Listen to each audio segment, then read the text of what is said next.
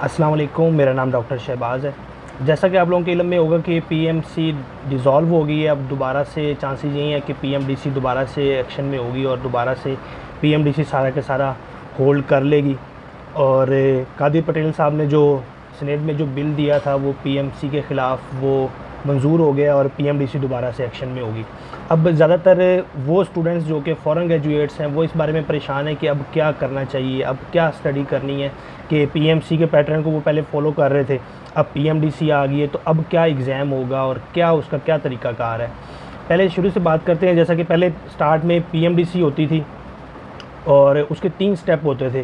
पहला जो था वो क्लिनिक बेसिक था, बेसिक के अंदर बेसिक सब्जेक्ट्स थे सारे के सारे। दूसरा जो था वो क्लिनिकल बेस था और तीसरा वाइवा था, और ये काफ़ी सालों से चलता आ रहा था। उसके बाद पीएमडीसी डिज़ोल्व हो गई और दोबारा पीएमसी आ गई, पाकिस्तान मेडिकल कमीशन आ गया। उन्होंने आके अपने रूल्स दोबारा से नाफिज़ कर दिए, जिसके अंदर उन्होंने सिर्फ़ और सिर्फ 2 स्टेप कर दिए, और उन्होंने जो पाकिस्तान के ग्रेजुएट्स थे उनके लिए भी कंपलसरी कर दिया कि वो लोग भी एग्ज़ाम देंगे। इस वजह से बहुत ज़्यादा तमाशा बना और उन्होंने बहुत ज़्यादा स्ट्राइक्स भी की, और जिसकी वजह से बहुत ज़्यादा मसला क्रिएट हुआ।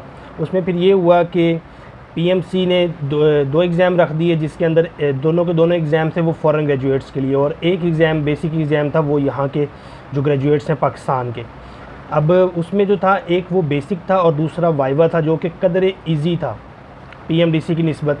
लेकिन अब दोबारा से जो पीएमसी डिज़ोल्व हो गई और पीएमडीसी दोबारा आ गई है, तो उन्होंने अब एक नया एग्ज़ाम मुतारिफ़ करवा दिया जिसको उन्होंने एनआरई का नाम दिया है, और उसके अंदर भी उन्होंने सेम क्राइटेरिया तकरीबन रखा है, जिसके अंदर 2 स्टेप्स होंगे।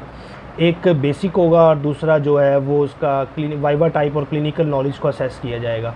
बेसिक में जहाँ तक स्टडी की बात है कि स्टडी मटेरियल कौन सा हो और क्या क्या चीज़ें पढ़ी जाएँ, तो मेन चीज़ ये है कि बेसिक्स के लिए हमेशा बेसिक्स बुक्स और आपकी बेसिक स्ट्रॉन्ग होनी चाहिए। जैसा कि आपके अगर आप एनाटॉमी पढ़ रहे हो तो आपकी उसकी बेसिक स्ट्रॉन्ग हो, चीज़ों को मेमोराइज़ किया हो, और फ़िज़ियो पढ़ रहे हैं तो फ़िज़ियो की बेसिक्स बड़ी स्ट्रॉन्ग होनी चाहिए उसको।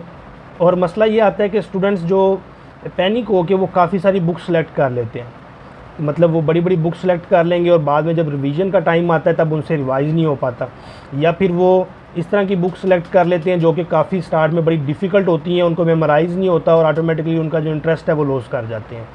मेन चीज़ ये है कि जो भी जहाँ से भी पढ़ना है, एक बेसिक बुक ज़्यादातर जो फ़र्स्ट एड इस्तेमाल होती है, ये फ़र्स्ट एड, इसके अलावा इसके साथ आपका कुछ बेसिक नॉलेज होना चाहिए। अगर आप फ़र्स्ट एड से स्टार्ट कर रहे हैं तो स्टार्ट में अगर आपका एक बेसिक नॉलेज होगा तभी आप फ़र्स्ट एड पढ़ सकते हो।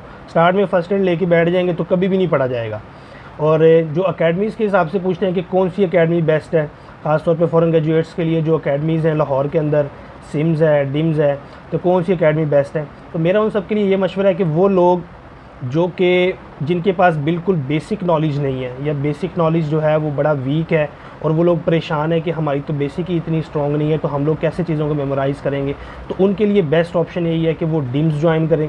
और जिनको अभी ये है, अपने पे यकीन है कि उनका बेसिक नॉलेज जो है वो स्ट्रॉन्ग है और वो चीज़ों को काफ़ी हद तक पहले कवर कर चुके हैं, तो वो सिम्स ज्वाइन कर सकते हैं और उनके शॉर्ट कोर्सेज़ कर सकते हैं। फ़र्स्ट एड इंडिविजुअली अपने आप पढ़ सकते हैं, और एमसीक्यूज़ के लिए जो ऑप्शन है वो एक बुक कोई भी सिलेक्ट करें और डेली बेसिस पे एमसीक्यूज़ करना सॉल्व करें।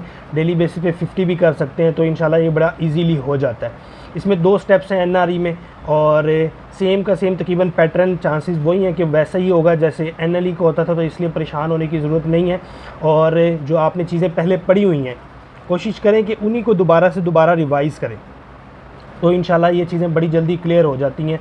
और अब इसमें यह है कि जैसा कि पहले था एनएलई पीएमडीसी जो था वो बड़ा मसला करता था कि जब पीएमसी से पहले जब पीएमडीसी था कि वो साल बाद डेट्स दे रहा है और कोई पता नहीं है कि डेट्स कब आएंगी, और स्टूडेंट्स बड़े परेशान होते थे। फिर एनएलई आ गया, उन्होंने तकरीबन एक ऑनलाइन सिस्टम सारा मुतारिफ़ करवा दिया था कि ऑनलाइन सिस्टम होगा। अब जो यहाँ के ग्रेजुएट्स हैं उनके लिए तो उन्होंने एग्ज़ाम मुकम्मल तौर पे ख़त्म कर दिया, लेकिन फ़ॉरेन ग्रेजुएट्स के लिए अभी भी एग्ज़ाम है। ये तकरीबन होगा साल में 2 बार अटैम्प्ट्स होंगी इसकी, और अनलिमिटेड अटैम्प्ट्स होती हैं कि आप किसी भी अटैम्प्ट में पास कर सकते हैं।